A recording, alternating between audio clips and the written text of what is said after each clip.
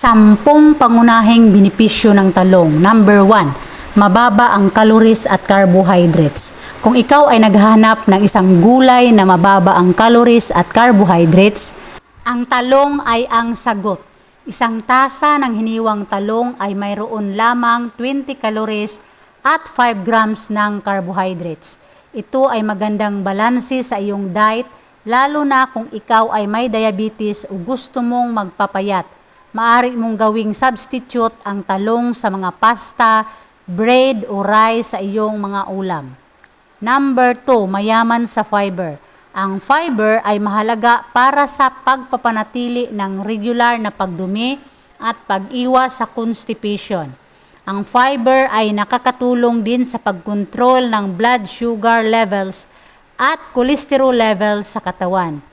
Ang talong ay mayaman sa fiber na makakatulong sa iyong digestive health.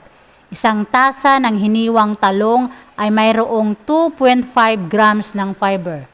Number 3, mayaman sa antioxidants.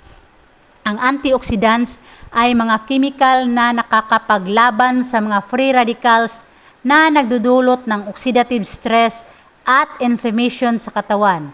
Ang oxidative stress at inflammation ay maaring magdala ng iba't ibang sakit tulad ng cancer, heart disease, diabetes at Alzheimer's disease. Ang talong ay mayaman sa antioxidants tulad ng nasonin, chlorogenic acid na makakapagprotekta sa iyong cells mula sa damage. Number 4, nakakapagpababa ng blood pressure. Ang high blood pressure o hypertension ay isa sa mga pangunahing risk factor para sa heart disease at stroke. Ang pagkain ng mga gulay na mayaman sa potassium at magnesium tulad ng talong ay nakakapagpababa ng blood pressure dahil ang mga mineral na ito ay nakaka-relax ng mga blood vessels at nakakapagbawas ng sodium retention sa katawan. Isang tasa ng hiniwang talong ay mayroong 188 mg ng potassium at 15 mg ng magnesium. Number 5, nakakapagpababa ng kolesterol. Ang kolesterol ay isang uri ng fat na kailangan ng katawan para sa ilang mga function tulad ng hormone production at cell membrane formation. Ngunit kung sobra ang kolesterol sa dugo, ito ay maaring magbara sa mga arteries at magdulot ng atherosclerosis o plaque buildup.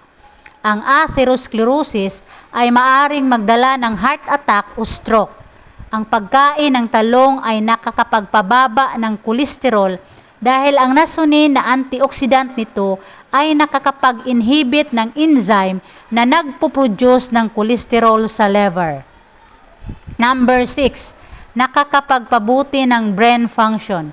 Ang brain ay isa sa mga pinaka-importanteng organo sa katawan dahil ito ang nagkukontrol sa lahat ng mga function nito. Ang brain health ay nakadepende sa sapat na oxygen at nutrient supply mula sa dugo. Ang pagkain ng talong ay nakakapagpabuti ng brain function dahil ang anthocyanins nito ay nakakapag-boost ng blood flow sa brain at nakakapag-prevent ng neuroinflammation at neurodegeneration. Number 7, nakakapagpabuti ng skin health. Ang skin ay ang pinakamalaking organo sa katawan at ito ang unang depensa nito laban sa mga infection at injury. Ang skin health ay nakadepende sa sapat na hydration at collagen production. Ang pagkain ng talong ay nakakapagpabuti ng skin health dahil ang vitamin C nito ay nakakatulong sa collagen synthesis na nagbibigay ng elasticity at firmness sa skin. Number 8, nakakatulong sa pagpapababa ng risk sa cancer.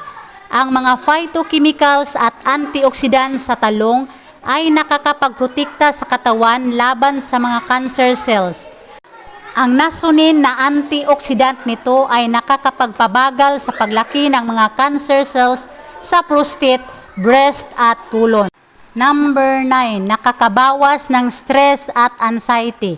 Ang stress at anxiety ay nakakaapekto sa mental health ng tao at maaring magdulot ng iba't ibang mga problema tulad ng depresyon, insomnia at heart disease.